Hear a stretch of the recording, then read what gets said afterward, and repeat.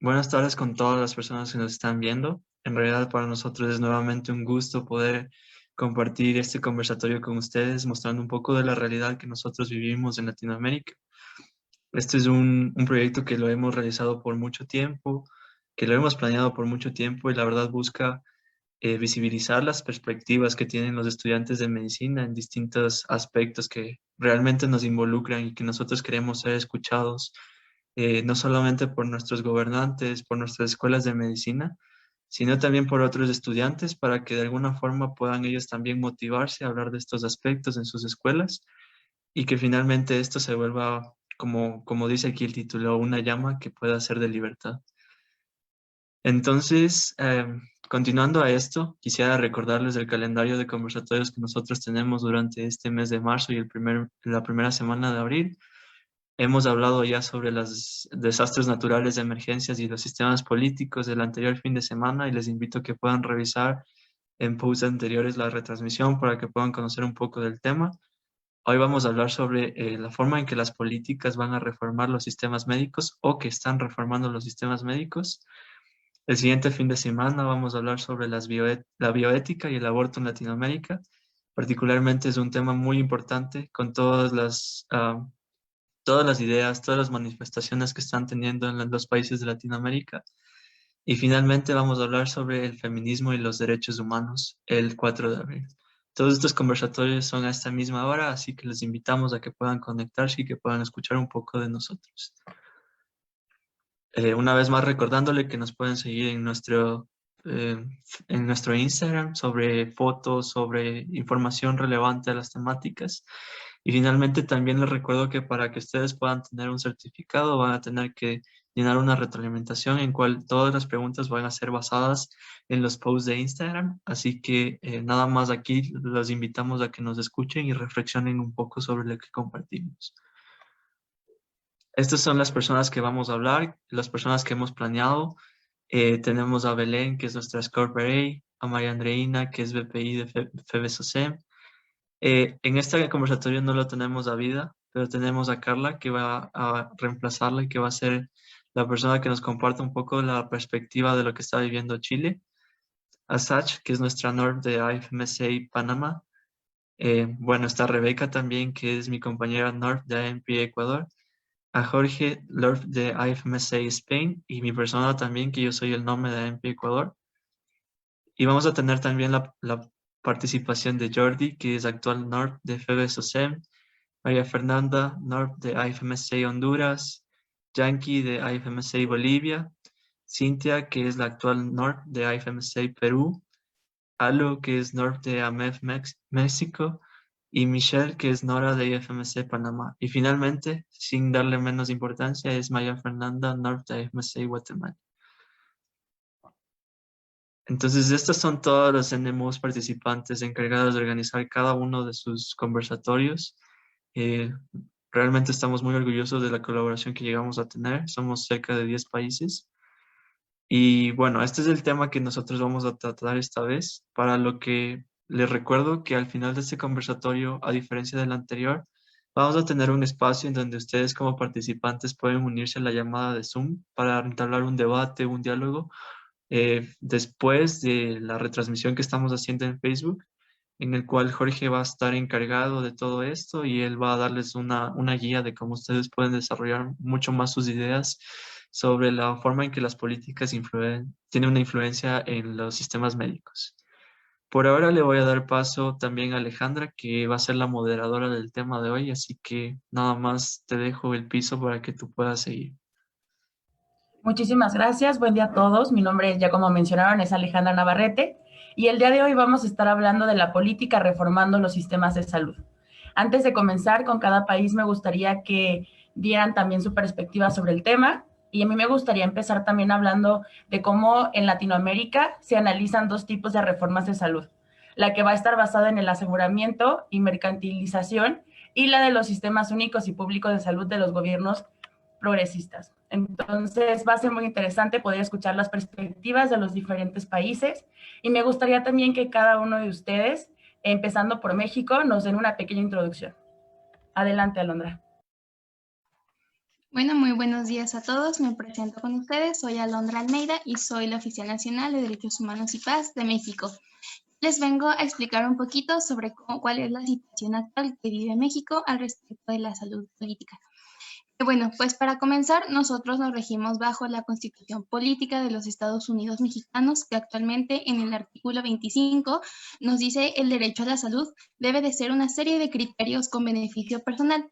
Esto incluye tanto la disponibilidad del servicio de salud como las condiciones seguras del trabajo, vivienda adecuada, alimentos nutritivos, etcétera.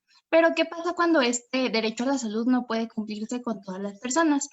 Actualmente, los datos nacionales que nos brinda el INEGI a nosotros en México nos dice que un 82% de la población mexicana está afiliada a los diferentes servicios de salud con los que contamos y el 17.3% no está afiliada. Esto pueden ser tanto personas que no tienen algún seguro de salud o también que no están trabajando o que igual están en situaciones que viven en comunidades rurales. Aproximadamente en el 2019 se creó el INSABI, que es el Instituto Nacional de Salud y Bienestar.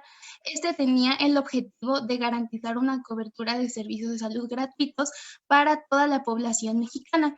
Sin embargo, se presentaron diferentes conflictos cuando se comenzó con este proyecto, ya que pues desapareció uno de los sistemas de salud más importantes que cuenta México, que es el seguro popular. Entonces desaparece este seguro y lo que pasa es que la mayoría de la población mexicana pierde como tal el seguro a la salud, ya que pues, cuando se instauró el INSABI no estaba planeado de forma adecuada y también se perdió comunicación y los convenios con los que contaba México. Estimó que aproximadamente se necesitan más de 500 mil millones de pesos mexicanos para cubrir las carencias de atención total, ya sea la falta del personal tanto de enfermería como de médicos, etcétera, y todos los recursos para cumplir pues, las necesidades que necesita la población mexicana, por lo cual se perdieron los convenios más importantes con los que contaba México, que era con el ISSSTE, con Pemex y con Fuerzas Armadas. Y la situación actual al respecto de COVID-19, pues el principal objetivo que tenía el Instituto Nacional de México fue resguardar la salud de la población mexicana sin importar su condición socioeconómica y evitar la propagación del SARS-CoV-2, por lo cual se instauraron las estrategias de conferencias diarias sobre la situación epidemiológica que tenía México y también a nivel estatal, como las jornadas de salud sanitaria, quédate en casa, y también se obtuvieron financiamientos para la obtención de insumos, medicamentos y la reconversión de hospitales, ya sean tanto instalaciones militares, algo que se conoce como DIF, Teletón y CRIPS, para ofertar mayor número de camas para pacientes COVID. Y también hubo un aumento en los recursos tanto humanos para el aumento de salarios y bonos a personas expuestas por COVID, aumentó el número de seguros médicos, también los médicos y personal de enfermería que tenían más de 60 años y comorbilidades enviaron a sus casas para no exponerlas y también se contrataron a más de 50 mil trabajadores para poder cumplir tanto en los hospitales y como en el área de investigación sobre medicamentos. Y pues esa es la situación de México. Muchísimas gracias, Alondra. Pasamos con Perú, por favor.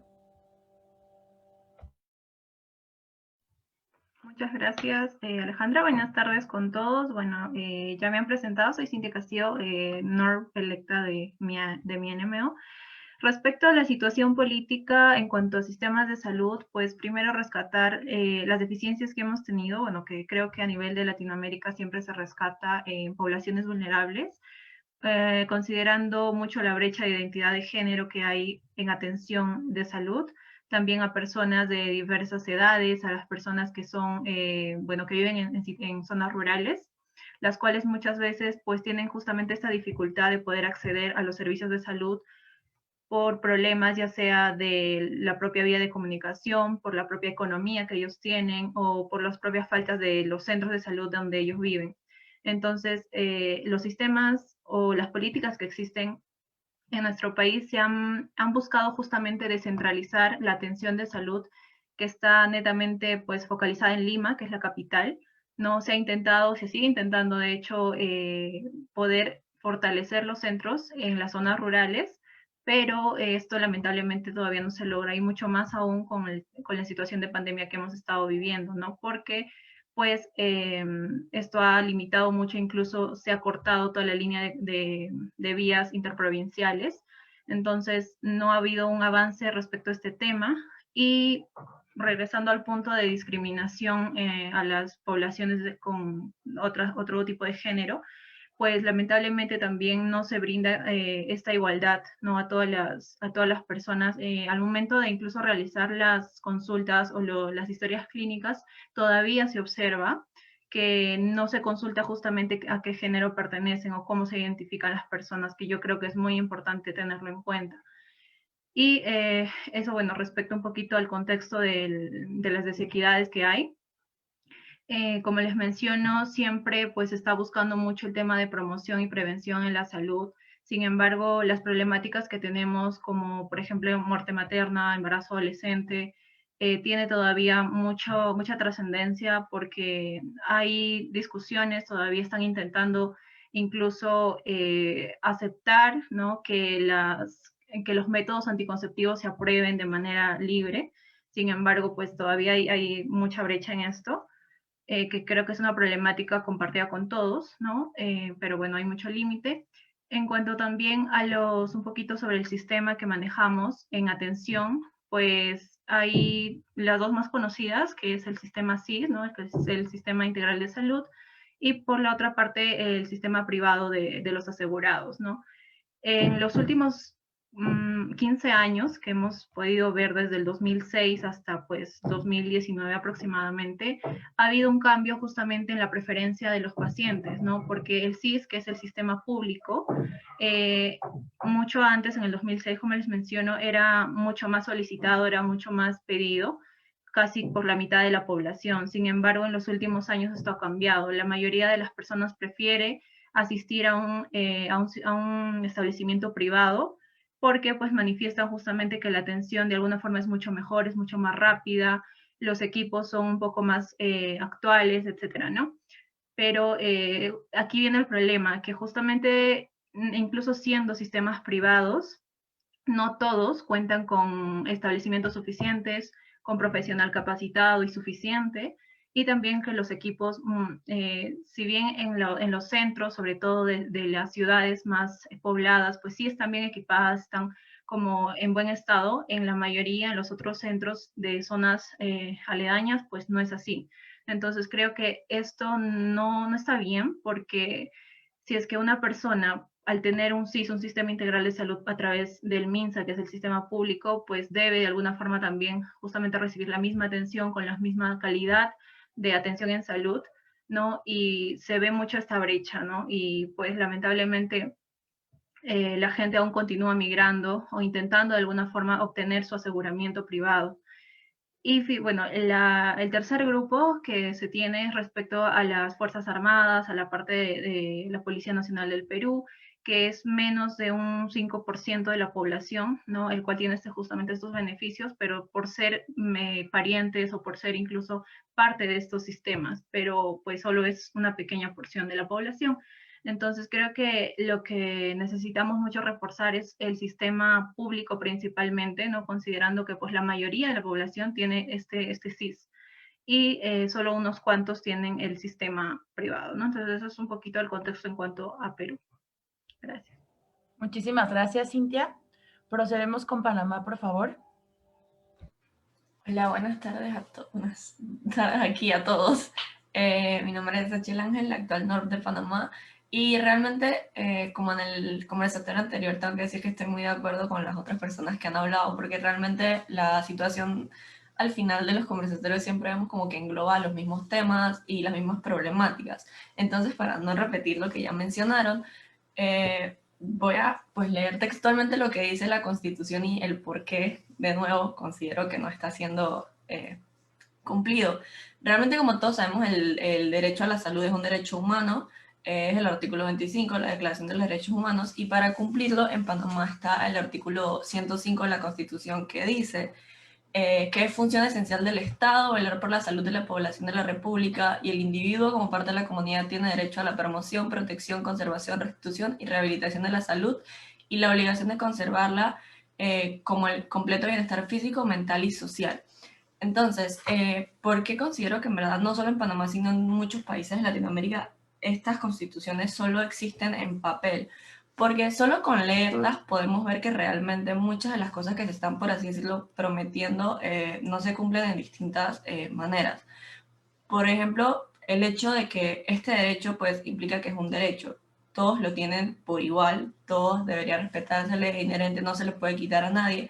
Sin embargo, todos los días, y más con esta situación del coronavirus, podemos ver que el coronavirus, más que empeorar la situación, simplemente mostró lo mal que ya estaba la situación en todos los países. Entonces, simplemente no es como lo pintan, que empeoró la situación, simplemente le abrió los ojos a muchas personas de ver las desigualdades, de ver cómo estaba realmente la situación antes, porque no es algo que se generó el año pasado ni este año, es algo que ya estaba ahí y simplemente ahora se está mostrando.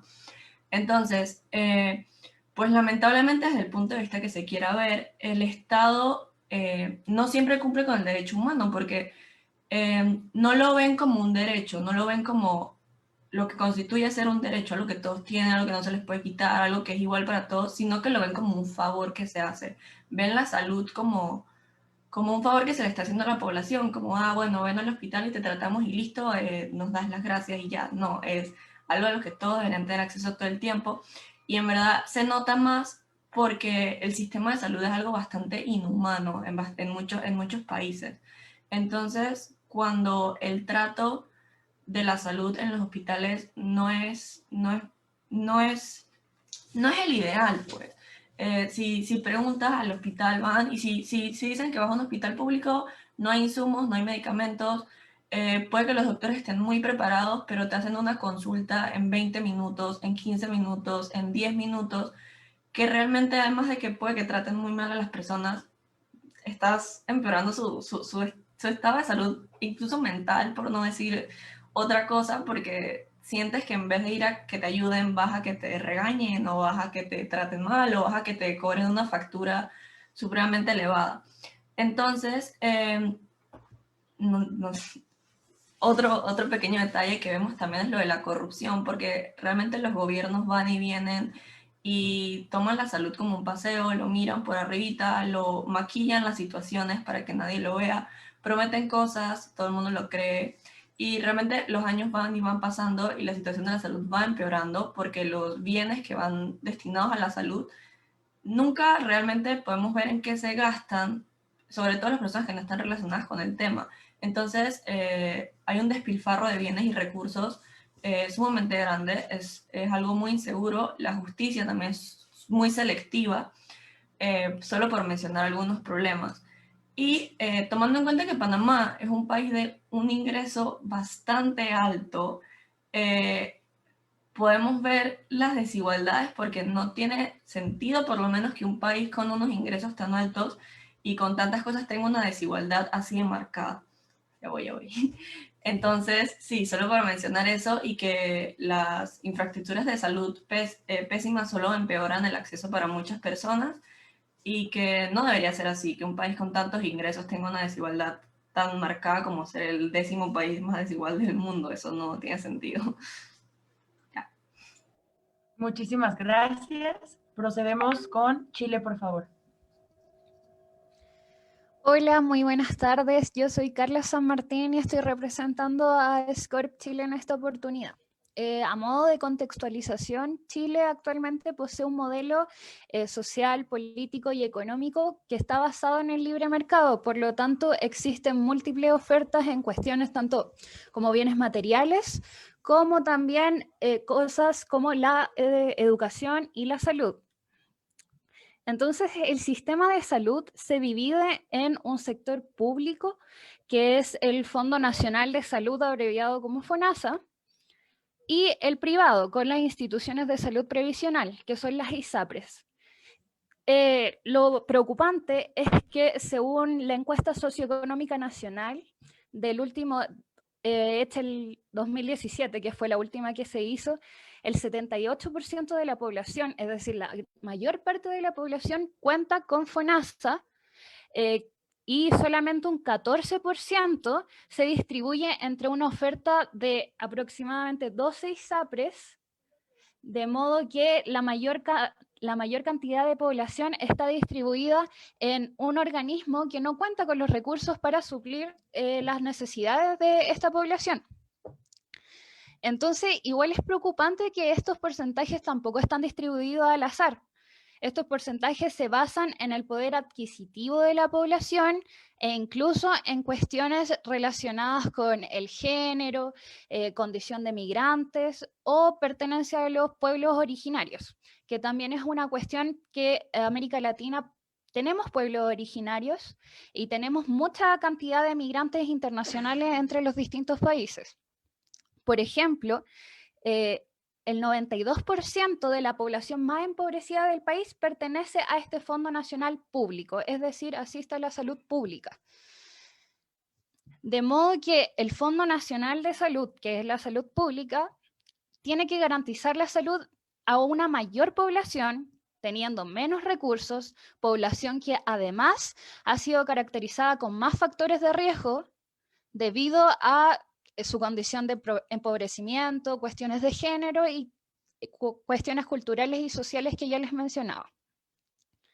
Además, me gustaría destacar que en cuanto a políticas públicas, hemos avanzado harto desde 1970, pero precisamente las políticas públicas son muchas veces medidas parche que al final terminan segregando aún más a las poblaciones en cuanto al acceso de salud. Por ejemplo, quería destacar el Régimen General de Garantías Explícitas de Salud, que se abrevia como GES, nos gustan las abreviaciones, cuyo objetivo es agilizar y dar atención oportuna a una lista de 85 patologías priorizadas, solamente 85 patologías que van a tener el acceso a salud garantizado en los distintos, tanto sistema público como sistema privado. Pero el problema está en que todas las patologías no priorizadas por el GES entran en una lista de espera que puede llevar meses y años. Y muchas de estas enfermedades son sumamente graves, como por ejemplo ocurre con las cardiopatías congénitas, que son patologías que están priorizadas, pero solamente hasta los 16 años. Entonces, un paciente que cumple la mayoría de edad deja de ser prioridad para el Estado y ya no se puede atender de la misma manera, requiriendo controles mensuales, controles al año. Tienen que esperar años incluso en las listas de espera. Imaginen que en las cifras más recientes del Colegio Médico Chileno, poco más de 3 millones estaban en lista de espera por patologías no priorizadas, esperando atención en salud, de las cuales más de 35.000 personas fallecieron este año 2018 estando en la lista de espera. Actualmente, pasando a otro punto, ya que se me acaba el tiempo, en contexto de pandemia por COVID, se han utilizado también ciertas políticas públicas, programas de cuarentena, programa paso a paso, que refiere que en ciertos sectores de Chile la gente mantiene cuarentena y van avanzando así hasta la normalidad, siempre bajo las medidas de protección personal. Y actualmente el programa de vacunación lleva aproximadamente 3 millones de personas que ya cuentan con ambas dosis de la vacuna. La vacuna es totalmente gratuita, es universal y se puede administrar tanto en el sistema público como privado. Y eso más o menos para contextualizar a Chile. Muchas gracias. Muchísimas gracias, Chile. Procedemos con Bolivia, por favor.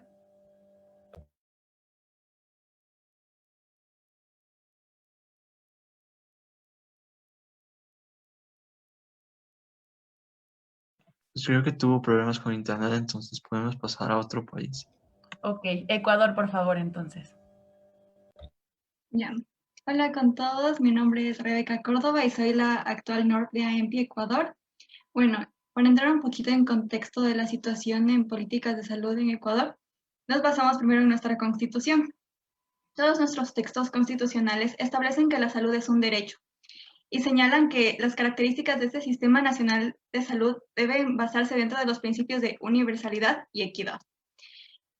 Bueno, a pesar de que la Constitución establece eso, es algo que no se ha visto plasmado en la realidad, pues si nos remontamos primeramente a datos de 2006, podemos ver que tenemos un 76% de la población sin cobertura de seguro social o seguro médico privado. Como podemos ver, es un número bastante alto de la población. Sin embargo, con el pasar de los años, si bien este número ha disminuido, esta disminución no ha sido lo suficientemente significativa como para asegurar este principio de universalidad que se quisiera según nuestra Constitución. Entonces, nosotros en Ecuador, basándonos un poquito en nuestro perfil epidemiológico, las enfermedades más frecuentes son por factores carenciales o por son enfermedades carenciales o enfermedades transmisibles y seguidas de las crónico-degenerativas. Entonces esto se ve bastante relacionado con que no tenemos una buena promoción y prevención, a pesar de que nuestro sistema, nuestro modelo de atención integral en salud, quiere basarse principalmente en la promoción y prevención de enfermedades. Tampoco es algo que se ha conseguido hasta el día de hoy, porque los ingresos para los sistemas, para los centros de salud, que son la puerta de entrada al sistema más grande de salud, para ponerlos un poquito en contexto, para que una persona pueda estar en un segundo nivel de atención, acceder a los hospitales, casi siempre tiene que entrar por esta puerta al sistema de salud, que son los centros más pequeños. Estos centros de salud tienen una carencia bastante alta, por ejemplo, de insumos, medicamentos. Entonces, a la población, que por lo general son los asegurados o las personas de más bajo ingreso económico, no se les da una atención integral en salud, porque no se tiene el equipo necesario, los materiales necesarios para brindar este tipo de atención. Por eso también tenemos una atención que es privada, donde se tiene más acceso a todos los insumos, a todos los medicamentos. Sin embargo, los costos de este sistema son muchos más altos que acceder a un sistema público o ingresar al sistema de salud a través de los asegurados que dan soporte mensual. Entonces, sí es una situación bastante complicada, que si bien el sistema de salud de Ecuador ha tenido sus avances, pues, como les digo, el MAIS de nosotros se basa en prevenir y promocionar salud. Se dan estrategias sobre todo de alimentación, de actividad física. Tenemos las pausas activas, que son programas que incitan a toda la población a realizar ejercicio físico, mejorar sus hábitos alimenticios desde edades tempranas hasta las edades más avanzadas. Entonces, es una lucha bastante larga, es un camino bastante largo que aún tenemos que seguir, que si bien se han tenido avances, ahora con la situación por COVID-19 ha sido más complicado avanzar en esta situación, pues como mencionaba, ahora se da prioridad a todos los enfermos por COVID y todas las otras patologías, otras enfermedades se han visto desplazadas en todos los centros de salud, pues se da prioridad a los enfermos de esta patología, a brindarles toda la atención necesaria para poderlos sacar adelante. Entonces, como les comento, es una situación bastante compleja que si bien son pasos cortos que se está dando, es algo que se quiere conseguir. Y bueno, a pesar de que ya tenemos la vacuna aquí en Ecuador a través del sistema de salud pública, ha sido también un proceso bastante complicado, pues se ha visto embarrado bajo la corrupción.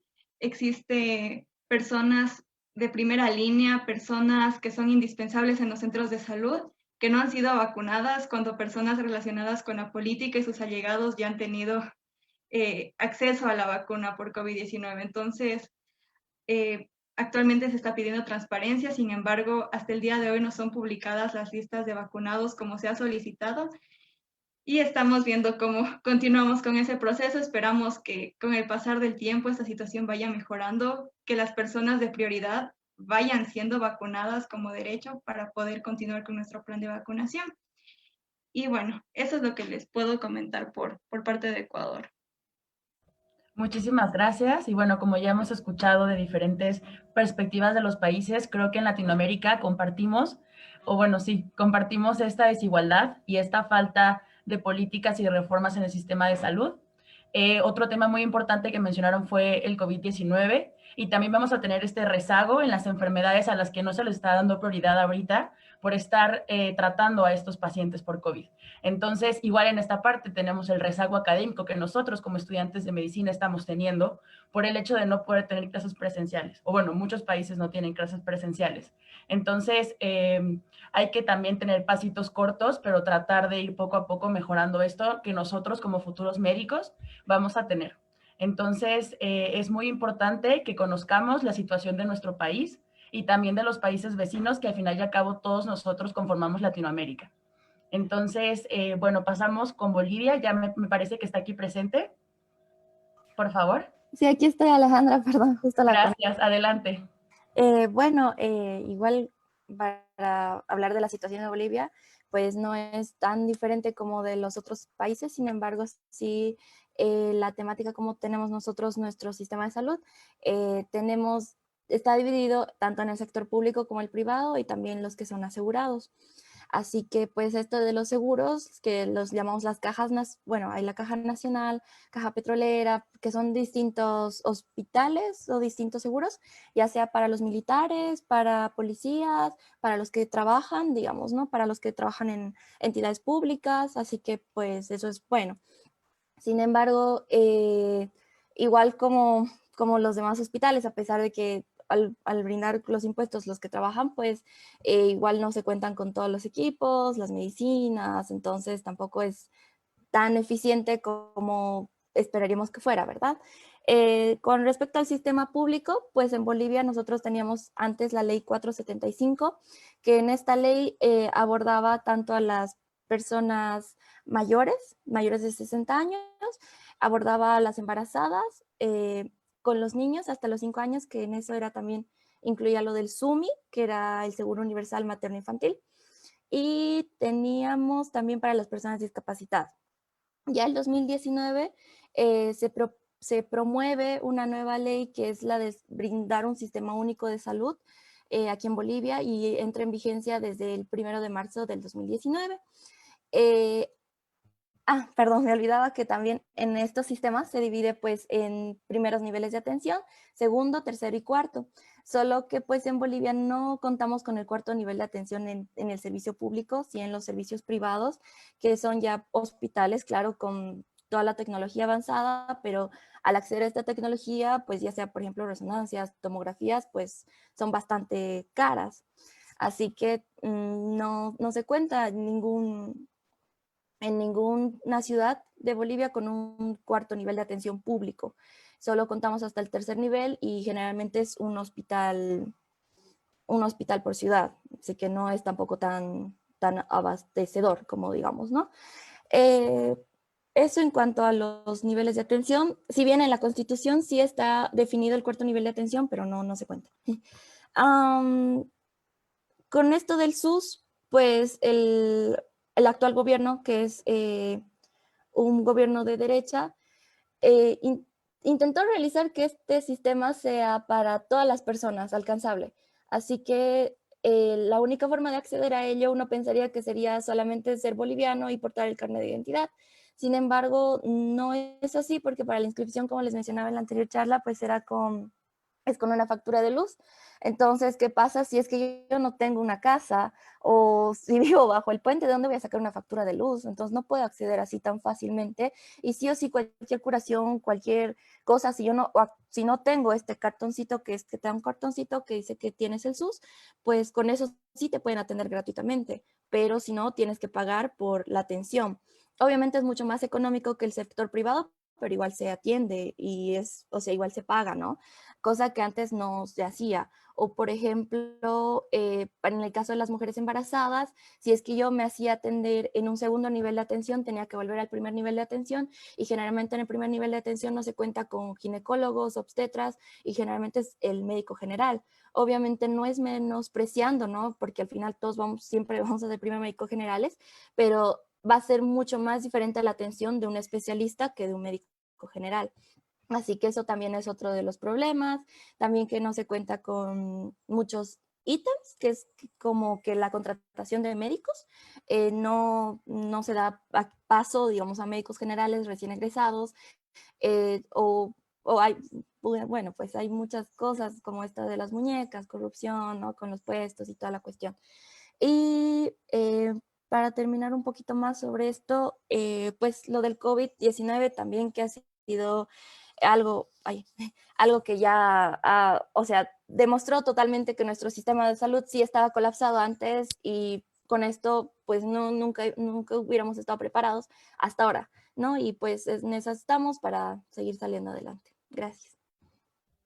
Muchísimas gracias. Procedemos con Venezuela, por favor.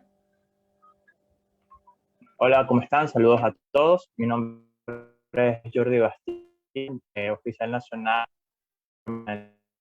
por parte de Venezuela, y les leeré un poco lo que dice la Constitución sobre los sistemas de salud actual. Según el artículo 83 de la Constitución venezolana, establece que la salud es un derecho social fundamental y obligación del Estado, que lo garantizará como parte del derecho a la vida. El Estado promoverá y desarrollará políticas orientadas a elevar la calidad de vida, el bienestar colectivo y el acceso a los servicios para garantizar el derecho a salud. En el artículo 84 se ordena la creación de ejercicio de la rectoría y gestión de un sistema público nacional de salud de carácter intersectorial, descentralizado y participativo, integrado al sistema de seguridad social, regido por los principios de gratitud, universalidad, integridad, equidad, integración social y solidaridad.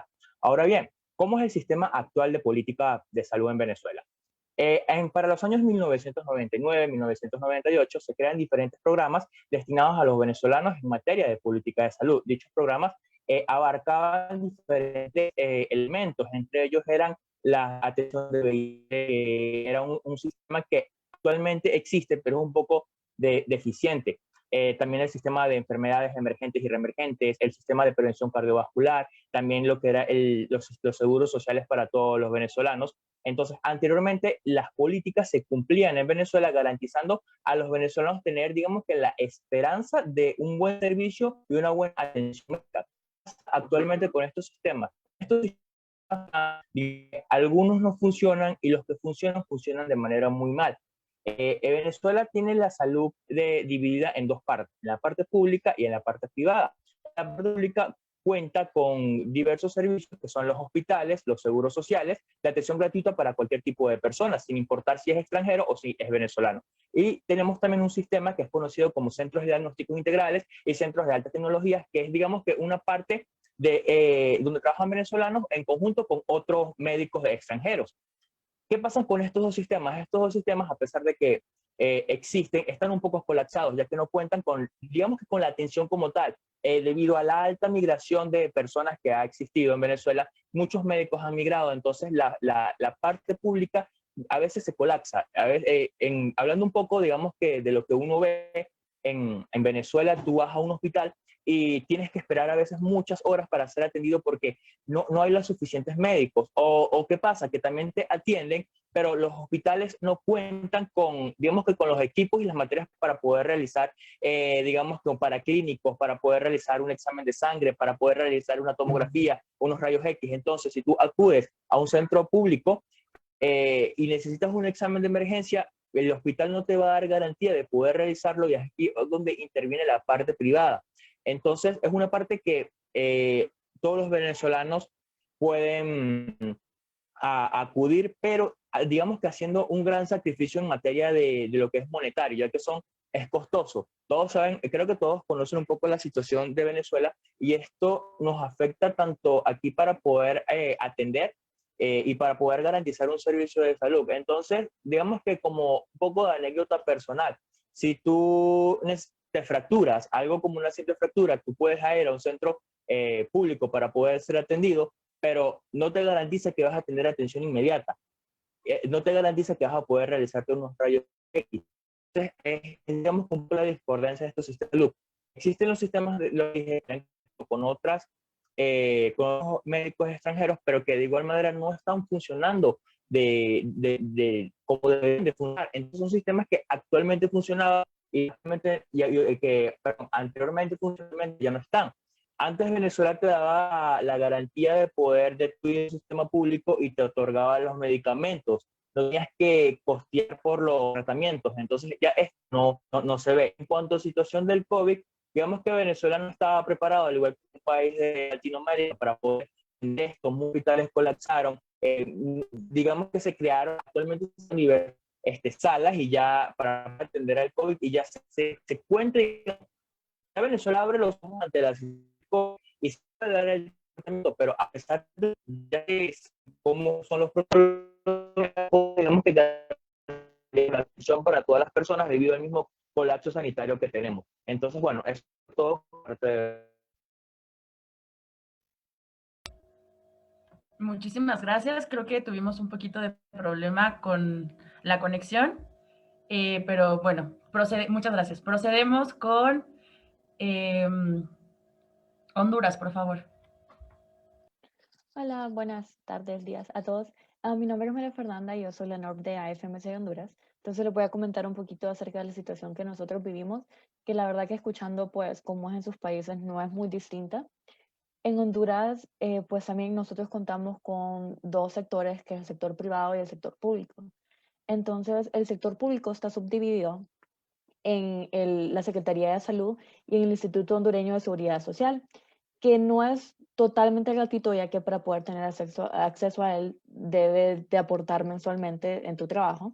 En cambio, ya lo que maneja la Secretaría de Salud, que son los hospitales públicos, pues en teoría deberían de ser totalmente gratuitos. En práctica no lo son, ya que como mencionaban en muchos de sus países también, acá los hospitales públicos no cuentan con todo lo necesario. Esto quiere decir de que si nosotros ocupamos a veces algo tan sencillo como una gasa, nosotros ocupamos que el paciente vaya y mande a alguien a comprarlo, ya que no contamos con ese tipo de insumos en el hospital la mayoría de ocasiones. Entonces, al final, no es totalmente gratuito, solo que es mucho más accesible que, por ejemplo, el otro sector, que es el sector privado. Las estadísticas que tenemos es que la CESAL o la Secretaría de Salud atiende aproximadamente el 60% de la población de Honduras, mientras que el Instituto de Seguridad Social asegura aproximadamente el 12%, y luego la población que ya, pues, cuenta con un poquito más de dinero puede acceder al sector privado, que equivale al 10% de la población. Esto quiere decir que aproximadamente el 18% de la población, que es más o menos 1.5 millones de hondureños, no tienen acceso a ningún tipo de servicio de salud. Y en esto hablamos ya sea hasta un centro de salud, ya que viven en lugares muy remotos. Por ejemplo, pues como les mencioné, la mayoría, el 60% de la población tiene que recurrir al sector público, en este caso en los hospitales principales del país. El problema con estos hospitales es de que en su mayoría datan de antes de 1980. Eso quiere decir que la infraestructura sigue estando sin modificarse desde entonces. Las camas, absolutamente todo lo que manejamos en los hospitales data de hace años y no se ha invertido en realmente modificar los espacios. O sea, uno entra al principal hospital de Honduras, que por ejemplo en la capital, que es el hospital escuela, y el techo se está cayendo, hay agua por doquier. Entonces vemos cómo en realidad el dinero que es destinado anualmente para los hospitales no siempre se invierte en lo que se debería de invertir. Además, por ejemplo, los centros de salud, los médicos generales, por ejemplo, solo trabajan de 7 de la mañana a 1 de la tarde. Eso quiere decir que si las personas van luego, ya en la tarde, tienen algo y tienen que ir a un centro de salud, no tendrán acceso a los mismos, o sea, no podrán ser atendidos y tienen que trasladarse muchas veces hacia las principales ciudades donde puedan encontrar un hospital. Estos médicos generales o estos médicos incluso especialistas que trabajan en los centros de salud tienen que atender a por lo menos 36 personas diariamente entre ese lapso de tiempo. O sea, que las personas tienen solo unos pocos minutos en los que es muy difícil tanto para el médico como para pues la persona que va a buscar al médico poder llegar a una revisión como debería de ser. En cuanto a cómo se da, pues, cómo ha estado en la pandemia, creo que Sechelo dijo, es mejor imposible. En realidad, no es que hubieran nuevos problemas, simplemente se demostraron los problemas que ya existían en nuestro país. La población comenzó a ver que incluso, ya que no se podían acceder a los hospitales privados porque también estaban colapsados por el número de personas enfermas, se dieron cuenta de la precariedad que vive el sector público también del país. Solo para que tengan una idea, en todo Honduras, que tiene una población de aproximadamente 9 millones de personas, solamente hay menos de 7,000 camas en hospitales. Esto en el contexto de una pandemia en la cual hay tantas personas al día que tienen que ser hospitalizadas ha sido pues un problema muy grande, en los que se ha recurrido a montar carpas afuera de los hospitales principales o en edificios grandes para poder hacer abasto a este tipo de personas y pues aumentar el número de camas con el que nosotros podamos trabajar. Entonces, creo que más que nada eso es lo que le podría compartir de Honduras en estos momentos. Muchísimas gracias. Y pasamos por favor con Guatemala. Buenos días, mi nombre es María Fernanda y soy la actual NORD de IFMCI Guatemala. Entonces, escuchando también a Mafer de Honduras, pues creo que el sistema de salud pues es muy parecido aquí en Guatemala, también se divide en sistema pues público y privado. El sistema público atiende al 70% de la población y está dividido pues en el Ministerio de Salud Pública y Asistencia Social, MISPAS, como se le conoce, y pues también el Instituto Guatemalteco de Seguridad Social, que también, como decía Mafer, solamente es para aquellas personas que tienen pues un trabajo formal y están afiliados, por lo tanto es un sistema de pago como obrero patrono. Entonces, el Instituto Guatemalteco de Seguridad Social solamente atiende al 17% de la población y además en el sistema público también se encuentra el Servicio de Salud Militar, que solamente pues atiende a aquellas personas que sean miembros de las Fuerzas Armadas y de la policía, incluyendo sus familias, y esta solamente va a incluir al 0.5% de la población guatemalteca. Respecto a los servicios de salud pues, privados, el 12% de la población guatemalteca tiene acceso a esta. Se tiene que considerar que solamente del sistema de salud privados incluye el 8% que sean los seguros médicos y lo demás después son grupos, por ejemplo, instituciones no gubernamentales que tienen asistencia social de alguna forma. Y también se tiene que considerar que aquí en Guatemala pues hay un porcentaje significativo de población indígena. Entonces también ellos con gastos de bolsillo van a asistir a servicios médicos comunitarios tradicionales indígenas. Entonces, también les quería compartir que el gasto de salud en Guatemala como porcentaje del Producto Interno Bruto es solamente el 7.1% y el grueso del gasto privado es del 62.1%. Entonces, ningún país de América Latina depende tanto del gasto privado en salud como Guatemala. Y entonces tenemos que considerar que solo el 12% de los guatemaltecos tienen acceso a esta. Entonces, esto es de considerar. Les traía algunos datos sobre el sistema de salud que, por ejemplo, según la OMS, en Guatemala hay solo 0.9 médicos por 1000 habitantes, una de las razones más bajas a nivel de América Latina. También cifras de la OMS indican que en 2005 Guatemala contaba con 7 camas por 10.000 habitantes, cifra inferior de bastantes países aquí en Latinoamérica. Como sucede en casi todos los países de la región con problemas de acceso a establecimientos de salud, a pesar de que menos del 25% de la población guatemalteca habita en la capital, existe una importante concentración de recursos y de infraestructura respecto a la salud, solamente en las áreas urbanas y con el mayor desarrollo económico. Ahora, ¿cómo percibimos nosotros los guatemaltecos el servicio de salud respecto a la política? Lamentablemente en Guatemala nunca se ha realizado un estudio respecto a satisfacción de los usuarios respecto a la calidad, pero básicamente pues las personas prefieren endeudarse o quedarse en casa a asistir al sistema público por lo mismo que piensan de que es malo por el sistema de calidad que se le da a los pacientes, porque es muy precario. Entonces, eso ha sido un problema y durante la pandemia estaba empeorado. Se ha colapsado los hospitales totalmente. Actualmente las unidades de cuidados intensivos, existen 2 hospitales solamente a nivel nacional de referencia, que quiere decir que no cuenta con todos los servicios, pero son los más completos. Y pues estos se encuentran actualmente totalmente colapsados. Y pues como ustedes también comentaban, el derecho a la salud es gratuito aquí en Guatemala, pero lamentablemente por cuestiones de accesibilidad muchas veces no se pueden realizar los estudios que se requieren a los pacientes y necesita llevarse a lo privado y muchas veces pues no se cuenta con esto. Y pues esto es lo que les venía a hablar un poco de Guatemala. Perfecto, muchísimas gracias. Y por último, procedemos con España, por favor. Sí, muchas gracias por darme la palabra, Alejandro.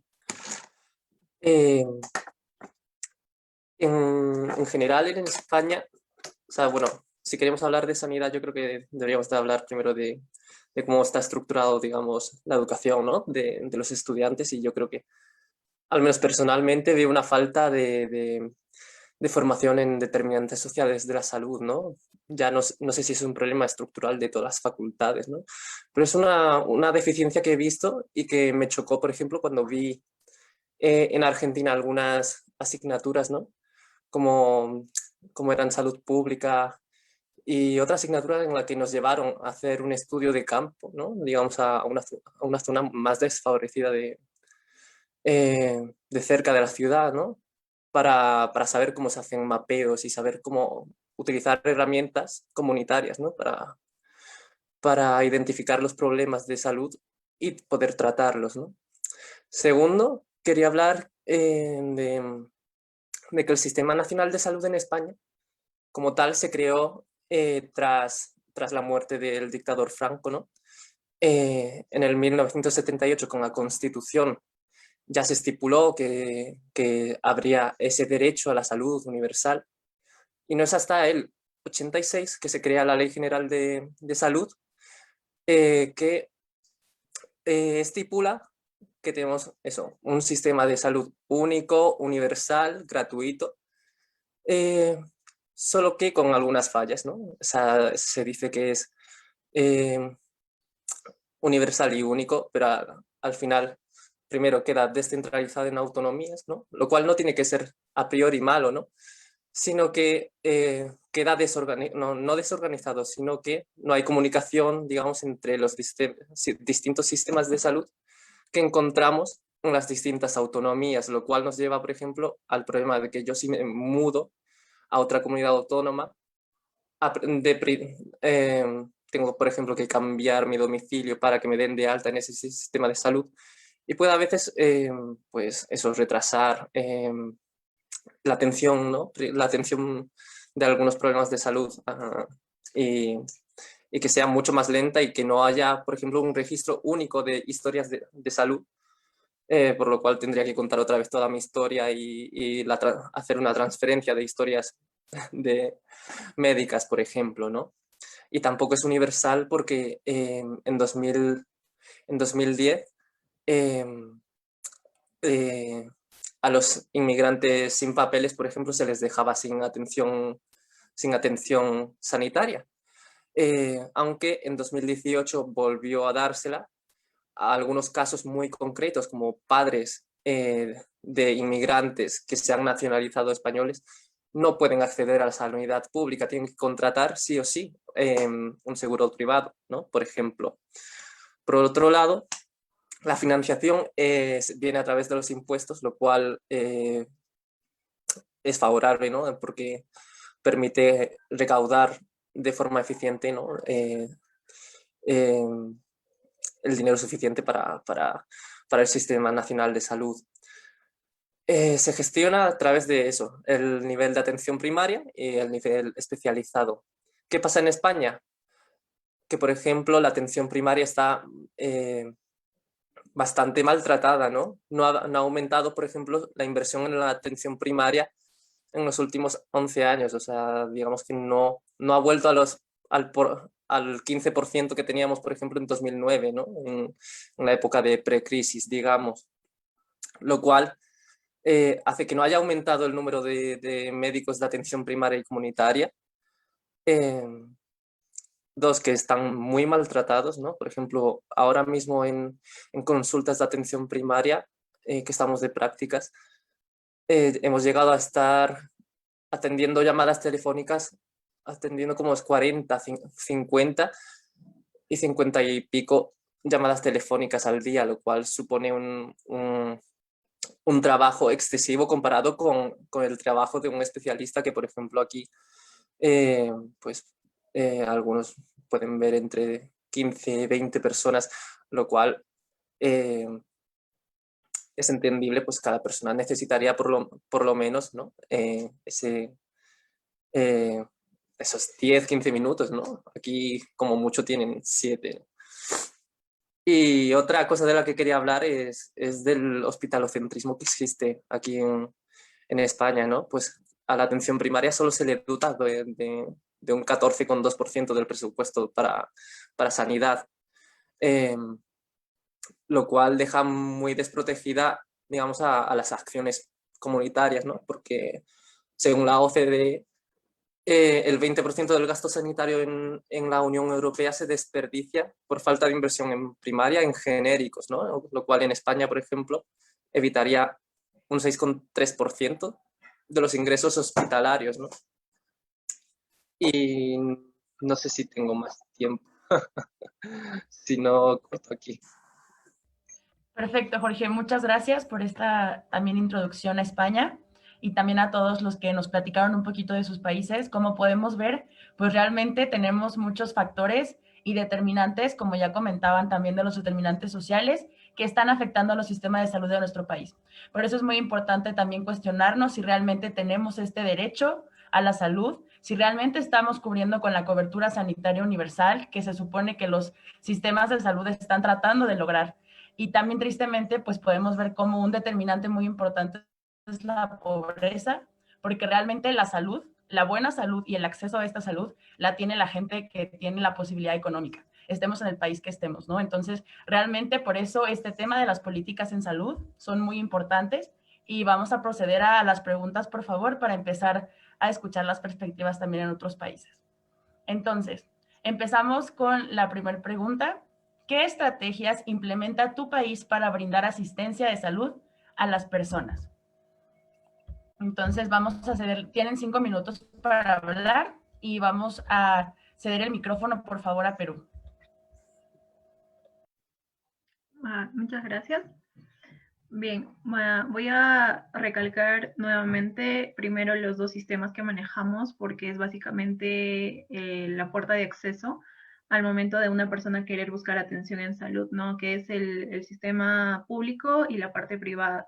Entonces, una de las estrategias, pues, que obviamente ya se viene manejando por mucho tiempo aquí en Perú es a través de estos dos sistemas del SIS y del aseguramiento.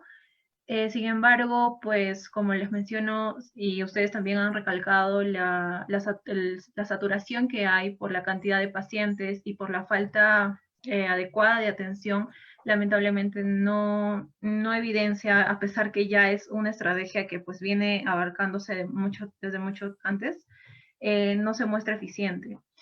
Y también, bueno, antes de la pandemia se hacían mucho las campañas médicas, ¿no? El cual no solamente buscaba, pues, brindar atención en zonas alejadas, sino también abrir esa plataforma educativa hacia la población para que ellos puedan reconocer de manera temprana ciertas patologías y también capacitarlos o educarlos en temas en general, ¿no? Por ejemplo, nutrición a las madres gestantes, ¿no? Que pues cómo sería justamente el proceso de sus controles prenatales, en situación también de prevención de cáncer, de tuberculosis, que es, bueno, una de las patologías más comunes en Perú. Entonces, se ha abierto estas campañas y por la pandemia lamentablemente se ha detenido, ¿no? Yo creo que es muy importante esta estrategia de promoción de la salud porque educar a la población, una población pues que también muchas veces no recibe del propio sistema educativo lo necesario, entonces la parte de salud pues está intentando de alguna forma también buscar una solución.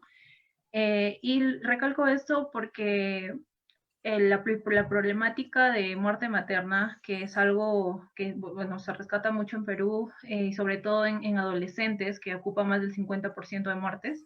Entonces, se nota mucho, sobre todo 4 principales problemas, ¿no? En la parte de que las personas no conocen qué hacer en el momento de que ocurriese algún tipo de, por ejemplo, no sé, de un parto prematuro, o de repente una complicación materna en las gestantes. Entonces, preparar o educar a la población, que es algo que se ha venido haciendo, también en poder mostrar a las personas que en qué momento ellos deben solicitar la ayuda, ¿no? Porque obviamente, desconociendo que el sistema de salud ya está saturado de por sí por otros por otras enfermedades, por pacientes con otros problemas, pues también tener esa consideración, ¿no? Que en qué momento yo debo ir, o si es que es algo sumamente o de emergencia o de urgencia. Y también han estado también implementando estrategias en la parte de transporte, porque Perú lamentablemente también es un país con mucho tráfico, sobre todo en ciudades con mucha población. Entonces, las ambulancias muchas veces, a pesar que no se cuenta con suficientes ambulancias, y la otra es el tráfico que hay no permite que se llegue en el tiempo necesario, ¿no? Y esto también es importante, pues, educar nuevamente a la población, porque si la gente no respeta o no permite que, pues, las ambulancias pasen, pues esto también va a generar ciertas posibles muertes, ¿no?, de los pacientes. Y el otro problema es respecto a la propia atención, ¿no? Muy aparte de toda la saturación que hay, de la cantidad de pacientes que hay, se intenta y siempre se está en constantes capacitaciones a todos los profesionales de la salud, ¿no? Médicos, enfermeras, técnicos, etcétera, para que ellos también de alguna forma puedan agilizar un tanto la atención, pero no hay que dejar de lado también el tiempo, ¿no? Porque por ahí mencionaban que muchas veces se da un corto tiempo a las consultas médicas, lo cual también está mal. Entonces, se ha intentado mejorar estos aspectos, no solamente capacitando a los profesionales, sino también intentando de alguna forma mantener a todos los equipos, los medicamentos, insumos en la cantidad y en las condiciones necesarias, ¿no? Y bueno, principalmente esas son algunas de las estrategias que aquí en Perú continúan todavía abarcando, ¿no? Muchas gracias. Muchísimas gracias y procedemos con México, por favor. Bueno, pues las estrategias que se toman en México para brindar asistencia a la salud es que el sistema nacional mexicano está dividido en dos sectores, como pues en la mayoría de los países. El primero es el sector público y el sector privado. Pues para el sector privado van a ser pues en general para todas las personas que no tengan en primera pues ninguna aseguradora de servicios de salud o que quieran realizar un pago de bolsillo por tener una mejor respuesta a su enfermedad como tal. El segundo sector, que es el sector tanto pues público, va a estar dividido en dos factores.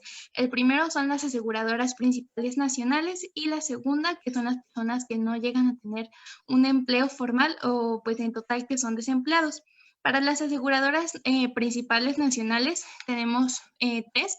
La primera es el IMSS, que es el Instituto Mexicano de Seguro Social, que es el que se cambió por el INSABI, y este tiene un total del 43% de población.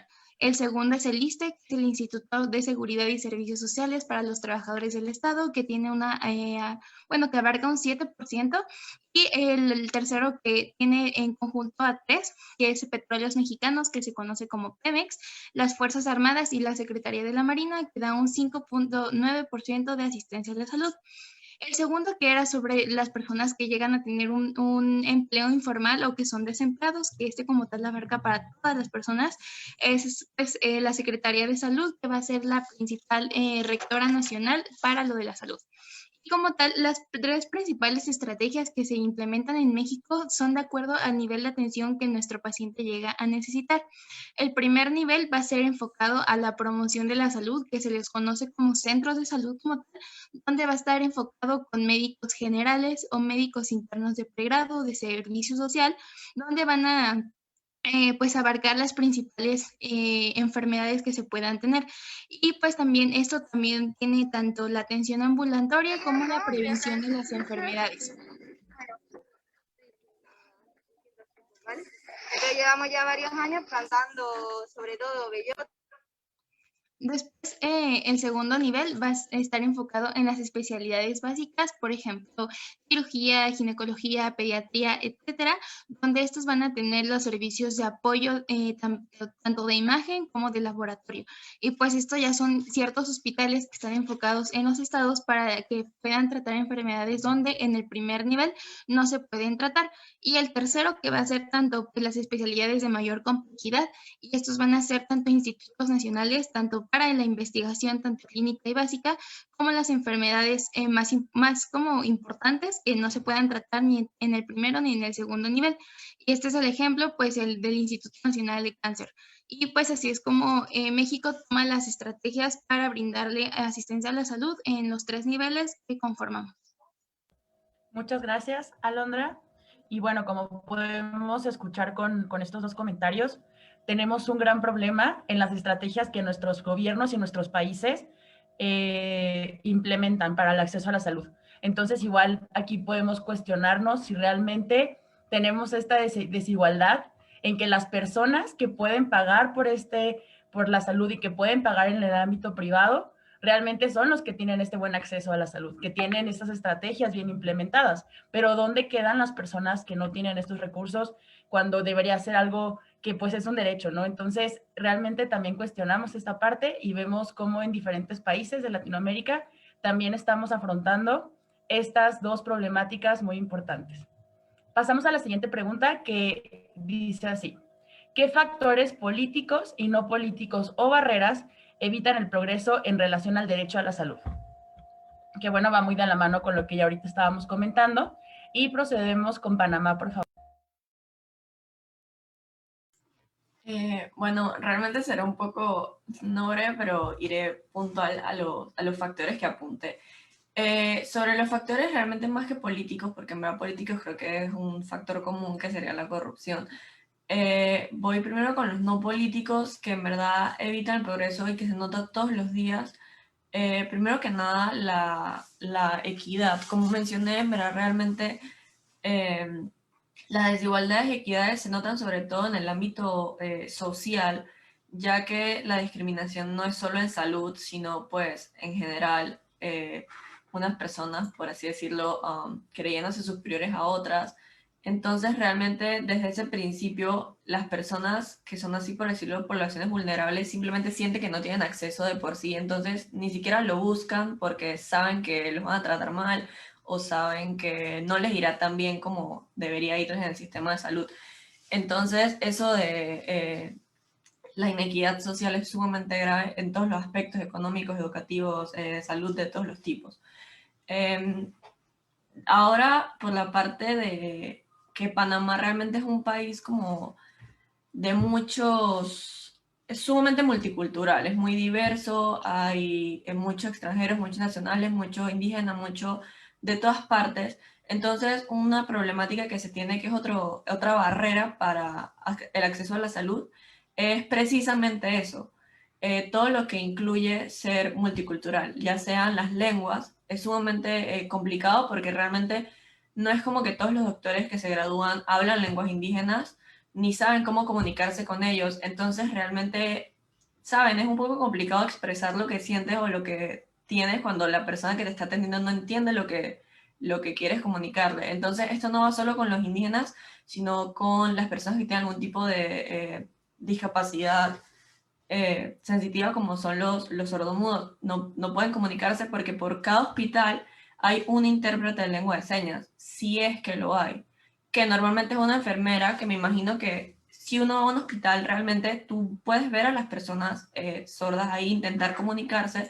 Es sumamente complicado porque no tienen con qué comunicarse, no tienen quien lo entienda, no tienen quien pues comprenda sus necesidades, igual con los indígenas. Entonces, si tú vas a un lugar donde no te van a atender, realmente ellos recurren a, qué sé yo, el doctor de su comunidad o cualquier persona que ya haya pasado con eso, y obviamente esperando, ya empeoran sus situaciones.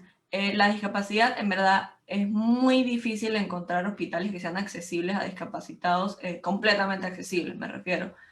¿Qué más? Y pues políticos, como mencioné cuando estaba haciendo el resumen, realmente los fondos que deberían ir directo a la salud se ve como se malgastan en otros lados o se pierde, y también el hecho de que como en muchos países se divide en público y en privado, realmente para pedir una cita en un hospital público son meses de espera en una cita. Entonces decides si quieres esperar 3 meses esperando una cita en un hospital público o si quieres ir a gastar $100, $150 en una consulta en un hospital privado. Entonces, eso realmente es una barrera enorme, decidir qué cuesta más, si tu tiempo o tu dinero, que quién sabe dónde lo vas a conseguir para una consulta. Entonces, eso y que la atención en salud realmente no es integral. O sea, aquí se ve la salud, por lo que yo he visto, la salud, no sé cómo explicarlo, como la salud mental no tiene prioridad. Entonces, y eso realmente es algo sumamente grave porque hay muchas personas, sobre todo con esto del COVID, que pues tienen problemas de depresión, ansiedad y eso. Entonces, esas enfermedades realmente agravan cualquier enfermedad que tengan de fondo o cualquier cosa que tengan porque simplemente están muy deprimidos como para ir a buscar ayuda o no quieren acercarse a nadie. Y como eso es algo sumamente tabú, eh, saben, el derecho a la salud debería ser completamente integral. Entonces, solo con no acceder a uno de esos pilares, pues se pierden muchas cosas.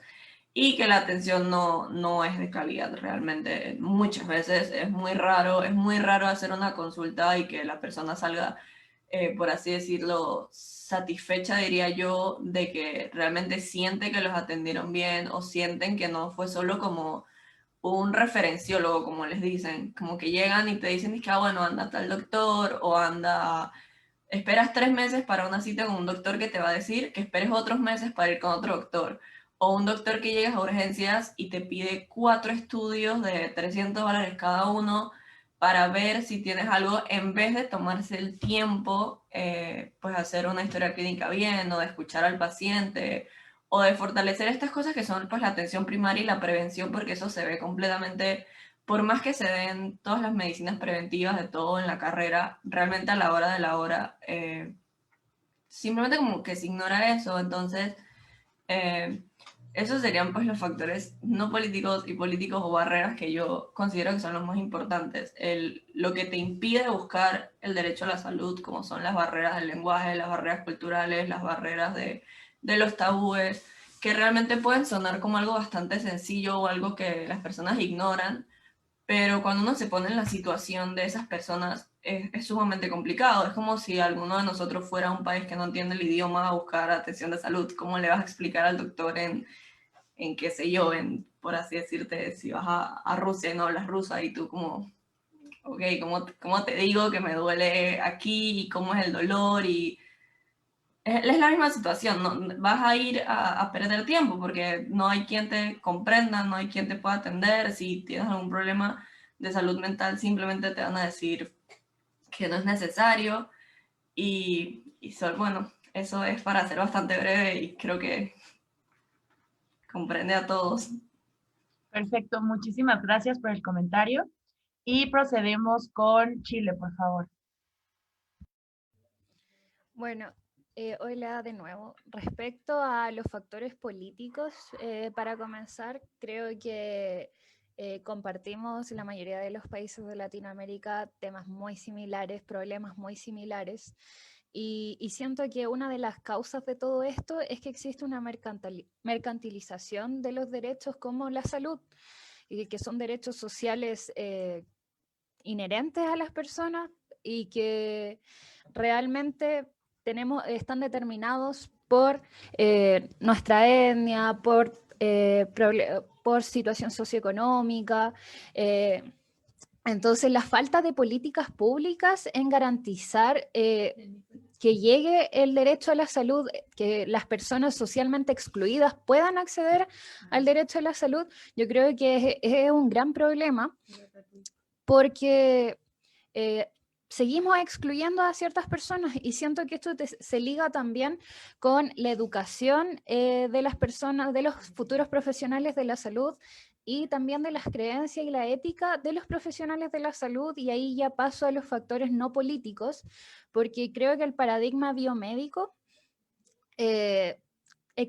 termina excluyendo a personas pertenecientes, por ejemplo, de los pueblos originarios, migrantes internacionales, porque no se está actuando con un enfoque intercultural y lamentablemente no basta con respetar la cultura de las demás personas. Necesitamos integrar la cultura de las demás personas, integrar la cultura de los pueblos originarios y de los migrantes internacionales, porque es parte de nuestra realidad. Y volviendo un poco a los factores políticos, creo que también es súper importante el tema de la corrupción y el despilfarro de recursos que se hace, porque en muchos países, sobre todo aquí en Latinoamérica, tenemos tremenda corrupción y también la cantidad de recursos que se invierten. Por ejemplo, en Chile, en las Fuerzas Armadas y todas las instituciones al respecto, Carabineros de Chile, las Fuerzas Navales y militarizadas, es enorme. Y ellos cuentan con un sistema de salud para ellos y sus familias que resguarda este derecho a la salud. Derecho a la salud que muchas personas civiles no tienen acceso precisamente porque no hay los suficientes recursos. Y bueno, esos son los factores y las barreras que yo puedo distinguir al menos en Chile por ahora. Muchísimas gracias. Ya como escuchamos de nuestras compañeras, realmente ambos factores, bueno, factores políticos y no políticos, son los que nos están impidiendo tener este acceso a la salud. Y creo que es muy importante también, como ya comentaban, que nosotros como futuros profesionales de la salud y como futuros médicos, también rompamos con estas barreras que estamos creando desde un consultorio y desde la atención integral y la primera línea de atención. Entonces, qué bueno que estemos tocando estos temas, porque de nosotros también va a depender que cambiemos esto, que también nos preparemos para poder atender a todo tipo de población, que también aprendamos, por ejemplo, el lenguaje de señas y que también nosotros podamos en nuestros países como oficiales nacionales empezar a cambiar las partes no políticas, porque bueno, nuestros gobiernos llevan muchos años con la corrupción, llevan muchos años siendo ineficientes y también tenemos que empezar desde el casa y desde la escuela a cambiar estos problemas en los que estamos inmersos como país. Muy bien, entonces procedemos a la siguiente pregunta. ¿Cuáles son las principales debilidades del sistema público de salud en tu país? Y procedemos, por favor, con Bolivia. Gracias, Alejandra, por la palabra. Bueno, pues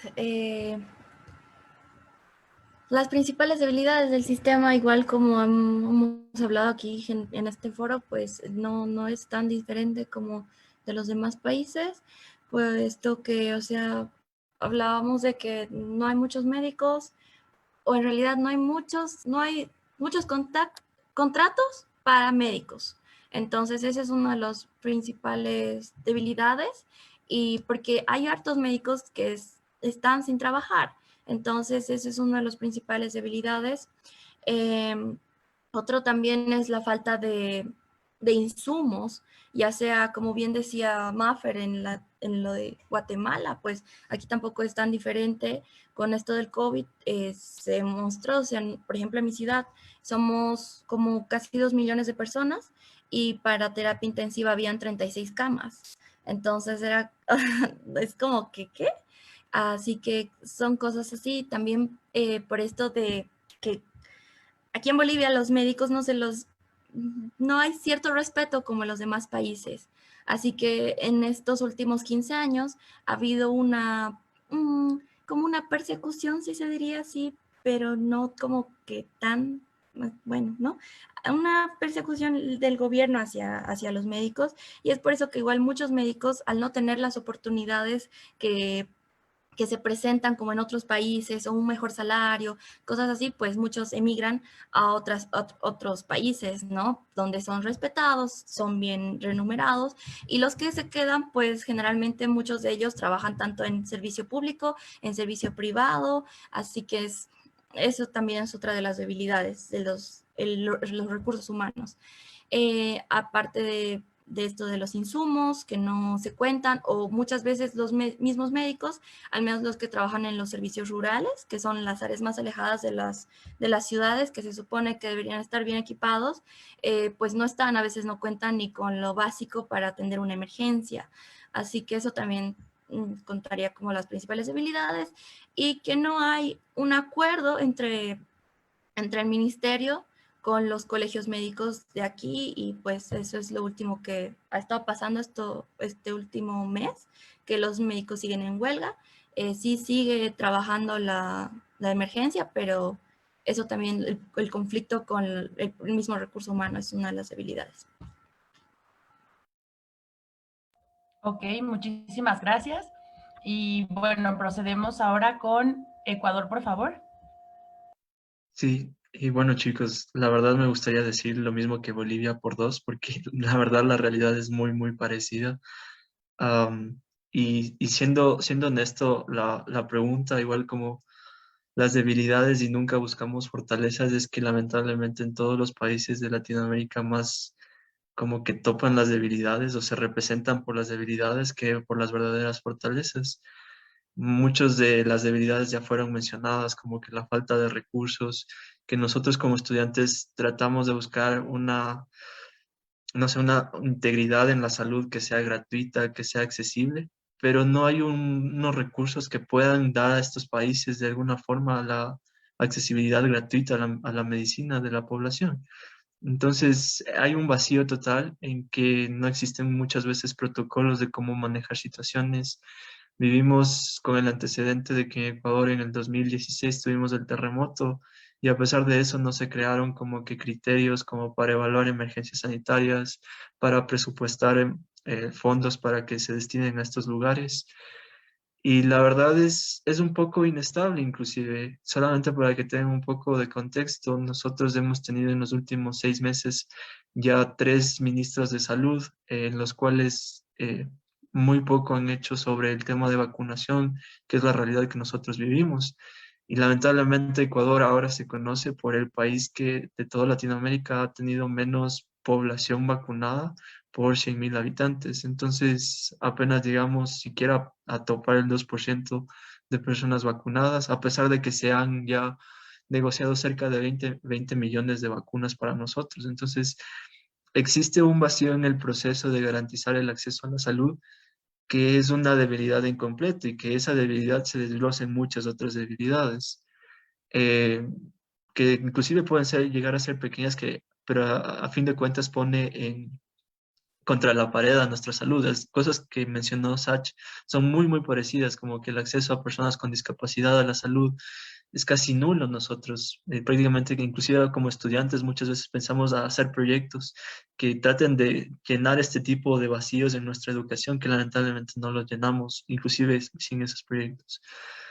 De todas formas, si algo puedo destacar de lo que ha hecho las gestiones en nuestro país es que también existen políticas externas como, por darles ejemplo, el ONU-SIDA tiene la estrategia del 90-90-90, que es 90 de la población con SIDA o con VIH que sean diagnosticados, 90 de ellos sean tratados y 90 de ellos sean cero negativos.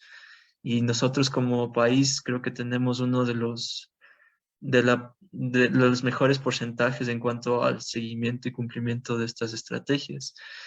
Que evidentemente esto ha tardado muchísimo para lograrlo, pero quizás pueda ser el ejemplo de muchas otras políticas, de muchas otras enfermedades, de garantizar el acceso a la salud, no solamente como acceso a salud a pacientes COVID, porque lamentablemente ahora solo tenemos prioridad en estos pacientes y todas las otras enfermedades quedan relegadas. Entonces prácticamente el COVID se volvió la nueva lepra en la actualidad. Entonces, eso, como para ser un poco corto y breve. Muchísimas gracias por los comentarios.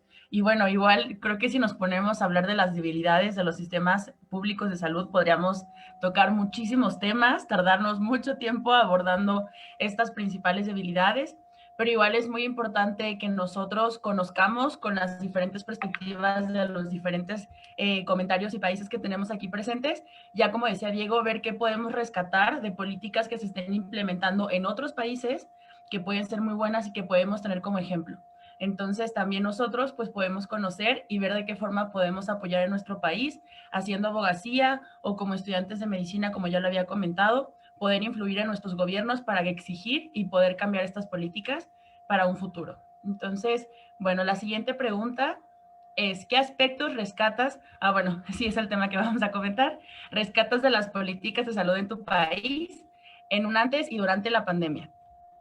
Entonces le damos la palabra, por favor, a Venezuela.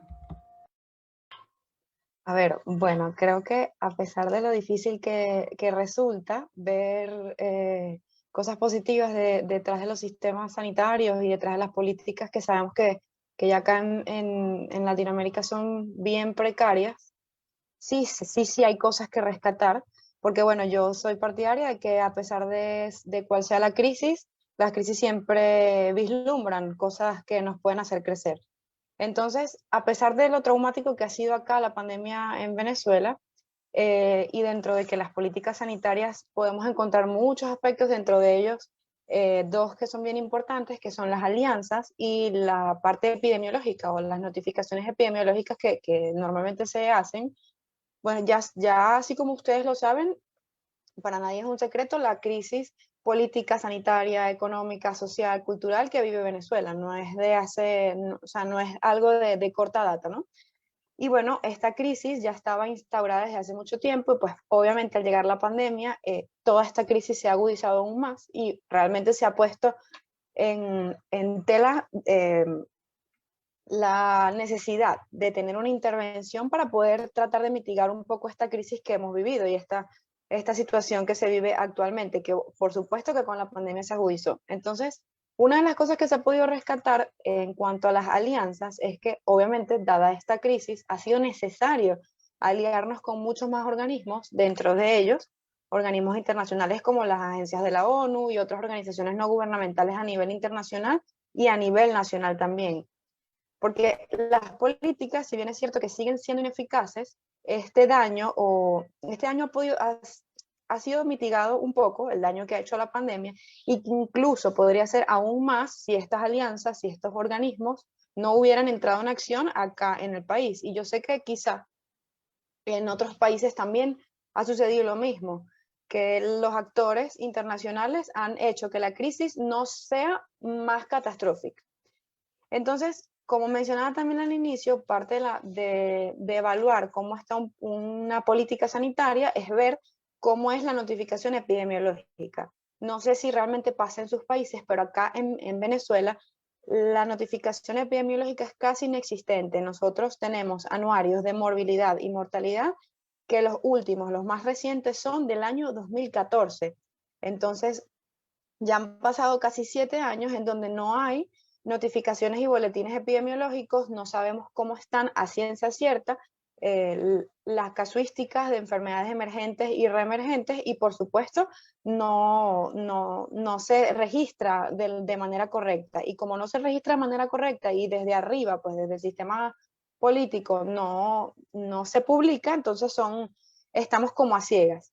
Y a pesar de que seguimos estando a ciegas porque hay un subregistro en las instituciones sanitarias, llámense ambulatorios, hospitales, centros de diagnóstico integral, sí se está todavía sigue habiendo un subregistro, pero la diferencia de antes de la pandemia ahora es que ahora sí se están mostrando las cifras, que si bien se saben no son reales, porque bueno, hay intereses políticos de por medio ya aislando a la salud, que no convienen mencionar los casos normales, o sea, los casos reales que hay, pero sí se está notificando. Es decir, a diario podemos encontrar cuántos casos hay en referencia a los contagiados, los recuperados y los fallecidos. Aunque, como les digo, hay un subregistro porque el sistema realmente está muy colapsado, no se diagnostica lo necesario, por supuesto, de lo que se diagnostica no todo se registra y de lo que se registra no todo se notifica. Entonces, obviamente hay un fallo en la comunicación, pero aún así sigue habiendo una notificación. Otra de las cosas que se ha podido rescatar es que, bueno, dentro de las políticas sanitarias también entra el sector privado y en el sector privado se ha incrementado aún muchísimo más en estos tiempos el interés por la salud mental. A pesar de que el sistema público no lo ve, el sistema privado sí ha hecho énfasis en trabajar en pro de la salud mental de las personas ahora en la pandemia. Entonces, por Venezuela, eso es todo. Perfecto, muchísimas gracias por los comentarios y procedemos con Honduras, por favor. Sí, muchísimas gracias. Bueno, creo que, como mencionaba anteriormente, a veces buscar las cosas positivas en situaciones tan difíciles no es lo más fácil. Antes, como de rescatar políticamente, creo que lo que más ha ayudado a Honduras, en ese caso han sido las personas, han sido todos los médicos, han sido todas las enfermeras, todo el personal de salud que ha puesto pues la cara por el país y que ha trabajado día a día para poder salir poco a poco de esta crisis. Entonces, tal vez no es muy político, pero definitivamente ellos han sido quienes han hecho que pues que Honduras sobreviva a esta pandemia, para ponerlo de alguna forma. En cuanto a ya cuestiones un poco más políticas y el sistema de salud, creo que es muy parecido en cuanto a lo que estaba platicando Venezuela. En cuanto a la cuestión epidemiológica, acá en Honduras tampoco es algo que sí se trata de llevar control, pero realmente no siempre se logra y muchas enfermedades se pasan por alto. Igual que en Venezuela, en Honduras las estadísticas, aunque posiblemente no sean totalmente exactas, ya que hay mucha gente que no tiene acceso a pruebas o a buscar ayuda, sí logramos encontrar muchísima más información que antes no se lograba encontrar. Y creo que eso ha motivado a muchas personas a buscar soluciones, a investigar, a interesarse realmente en cómo está utilizándose los fondos, cómo están utilizando todo lo que nosotros tenemos en Honduras para esto. Creo que eso de cierta forma ha llamado la atención de nuestras autoridades también, de que como ahora hay tanta gente pendiente de lo que se está realizando, tratar de, hasta que se pueda, evitando un poco la corrupción, pues realmente enfocarse en la salud como no se había hecho durante muchísimos años en Honduras y darle esa prioridad que pues debería existir siempre. Se ha tratado de invertir bastante dinero, hospitales móviles, camas, agregar cosas que, pues, como mencionó, antes no se tenían. Y sí, siempre hay el tinte de la corrupción y que tal vez no todo lo que se está destinando realmente llega, pero por lo menos por lo menos está tratando de llegarse. Creo que la corrupción es algo muy difícil de erradicar de un año para el otro, incluso en medio de una pandemia, pero a pesar de eso, pues la atención que se le ha dado y los cambios que se están tratando de hacer o que muchas personas están tratando de hacer, creo que es prometedor. Tal vez no a un corto plazo, pero sí a un largo plazo. Gracias.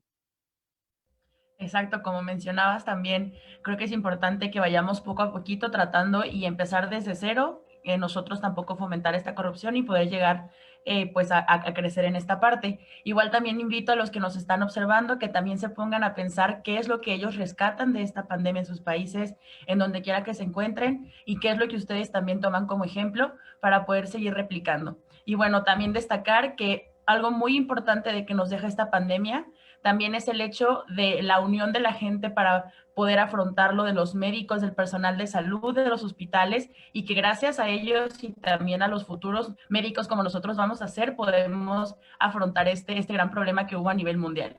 Entonces, también algo muy bueno es ver cómo ya se valora hoy en día la profesión médica, que también nosotros somos muy importantes y pieza fundamental para una población. Entonces, bueno, procedemos a la última pregunta, que dice así: si el día de mañana te tocara ser ministro de salud de tu país, ¿qué es lo que cambiarías y cómo protegerías y promoverías la salud en la población? Una pregunta muy buena. Y bueno, vamos a darle el micrófono, por favor, a Guatemala. Muchas gracias. Para esta pregunta, pues traté de organizar mis ideas. Bueno, las estructuras sociales y económicas de Guatemala de forma histórica determinan condiciones que han llevado o limitado de cierta forma el acceso a salud, especialmente las poblaciones indígenas, rurales y las pobres, convirtiéndose estas en rasgos históricos de la exclusión social en salud. Entonces, con esta pregunta yo puse 3 estrategias. La primera sería mejorar y incrementar la disponibilidad de los servicios públicos de la salud, así como de programas específicos dirigidos a atender a las comunidades, las familias y las personas, de acuerdo al perfil individual y comunitario y las prioridades vigentes. Esto va a ser también contar con establecimientos, contar con el recurso pues, físico, el recurso humano. La segunda sería crear condiciones de accesibilidad de servicios de salud a todos y todas, sin discriminación alguna, con accesibilidad, y no solo me refiero a la accesibilidad geográfica, sino también a económica y cultural, ¿verdad? Entonces, aquí en Guatemala, por ejemplo, hay 29 idiomas oficiales, entonces eso se tiene que considerar, todo lo cultural, las etnias se tiene que considerar también en salud. Esto para proporcionar a la población la información necesaria para el cuidado de su salud y la elegibilidad de los servicios que requiera. Esto quiere decir que, por ejemplo, adaptar el sistema de salud a las comunidades guatemaltecas. La tercera sería la aceptabilidad de los servicios de salud, los cuales deberán ser respetuosos de la ética médica y deben ser culturalmente apropiados. También deben de ser sensibles a los requisitos de, por ejemplo, el género y el ciclo de vida y adaptarse también a la cultura. También tienen que estar adaptados desde el punto de vista científico y médico y ser de buena calidad, garantizando un trato digno, tratamientos adecuados y la resolución de los problemas de salud. Ahí. Perfecto, muchísimas gracias, son muy buenas propuestas. Y bueno, procedemos también ya para terminar con España, por favor. Gracias. Realmente es un tema complicado, ¿no? Y yo también he tratado de organizar un poquillo las ideas. En ese sentido, uno de las grandes lacras que yo veo, por ejemplo, en la sanidad española, es eso, la desinversión en la atención primaria, ¿no? Por ello, yo creo que una paulatina subida de esa inversión en atención primaria, ¿no? El proveer a médicos especialistas en la atención comunitaria sería beneficioso para la comunidad, además de poder fomentar eso, una atención integral a todo el mundo, proveyendo también a los centros de salud de eso, trabajadores sociales y psicólogos, ¿no? Porque al menos en España la ratio de psicólogos que tiene la sanidad pública es muy baja, lo cual hace que las listas de espera sean de 1 a 3 meses, ¿no? Ahora en un momento en el que la salud mental es tan importante y se ha visto los déficits de nuestro sistema. Otra propuesta interesante podría ser la creación de una industria farmacéutica nacional, ¿no? Por el hecho de quizá para elementos esenciales, ¿no? Para fármacos esenciales, tener una provisión a precio de coste o a un precio mucho más equitativo y accesible para todo el mundo. Por otro lado, pues eso, aumentar el número de médicos dentro de la sanidad y evitar de alguna manera, ¿no? Hacer algún estudio descriptivo, ¿no? Para poder evitar la fuga de médicos que existen en España, que es bien alta, ¿no? Que se calcula en unos 30.000 en estos 20 años. O sea, es una cifra que a mí al menos me sorprende mucho, ¿no? Y realmente favorecer nuestra labor preventiva, ¿no? Que ahora mismo no es prácticamente inexistente por los déficits que encontramos en la labor comunitaria, que aquí en España pues es bastante débil. Y nada, un poco eso. Perfecto, muchísimas gracias. Y bueno, con esto cerramos con las preguntas. Y ya para cerrar también con mi comentario, pues creo que fue algo muy fructífero escuchar las perspectivas de diferentes países y también de pensar en estas preguntas, ¿no? Realmente, ¿cuántas veces nos hemos cuestionado la pregunta que vemos en la diapositiva, ¿no? Si nosotros fuéramos ministros de salud en el mañana, ¿qué haríamos? ¿Y qué cambiaríamos? Entonces, pues bueno, yo me llevo mucho aprendizaje, espero también que todos los que hayan presenciado este gran evento también puedan reflexionar de su país, puedan conocer y puedan también informarse de cuál es la situación actual, qué es lo que está sucediendo en el mundo por la pandemia, cómo estamos colapsando los sistemas de salud. Y bueno, lo más importante que también ya había comentado y que me gustaría recalcar es que nosotros somos el futuro y los futuros médicos del mañana. En nosotros está y de nosotros depende también cambiar los sistemas de salud, cambiar este derecho a la salud integral y poder ser médicos profesionales bien capacitados y que podamos cambiar a nuestras poblaciones, a nuestro país y también al mundo.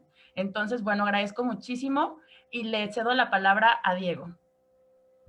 Genial, muchas gracias a todos. Nada más, esto va a ser para cerrar un poco el conversatorio. les doy las últimas indicaciones. Como ustedes saben y como sucedió en el anterior conversatorio, vamos a enviarles un formulario de retroalimentación donde ustedes nos pueden dar sus opiniones sobre todo y van a contener ciertas preguntas que están basadas en nuestros posts de Instagram, entonces para que los chequeen y puedan conocer las respuestas de los mismos, porque sobre todo el conversatorio de aquí no queremos sacar preguntas para valorar sus conocimientos, sino nada más para que ustedes reflexionen sobre esto. Y me sumo a los comentarios de Alejandra, que conocer las perspectivas de otros países no solamente nos hace ver una realidad que es un poco diferente a la nuestra en ciertas cosas, pero también la similitud y cómo podemos aprender de las estrategias que en otros países han solucionado. Entonces los dejamos con unas frases. Esta es una frase muy parecida a la anterior vez, que dice así: todos nosotros sin excepción tenemos derecho a intervenciones que nos salven la vida. Esta responsabilidad recae en los gobiernos y todos tenemos derecho a la salud. Y finalmente, negar a la gente sus derechos humanos es desafiar su propia humanidad. Entonces nada más voy a dejar de compartir la pantalla para que puedan ver a todas las personas que igual estuvieron haciendo parte de esto. Les agradezco una vez más a todos ustedes por tomarse su tiempo, porque los domingos muchas veces no son para hablar de esto, sino para familia, pero a pesar de esto estamos haciendo medicina y abogando por un nuevo futuro. Así que el crédito de todo esto es para todos ustedes. Y voy a detener la transmisión invitándolos nuevamente a los participantes que nos ven, que pueden conectarse al link que acaban de enviar a los grupos de WhatsApp, porque van a tener un conversatorio pequeñito entre ustedes donde pueden darnos sus opiniones. Y esto va a ser liderado por Jorge, que igual ya le voy a hacer el host de todo esto. Entonces, gracias a todos y los esperamos nuevamente el siguiente domingo con una nueva temática, así que va a estar súper cool y gracias. Entonces...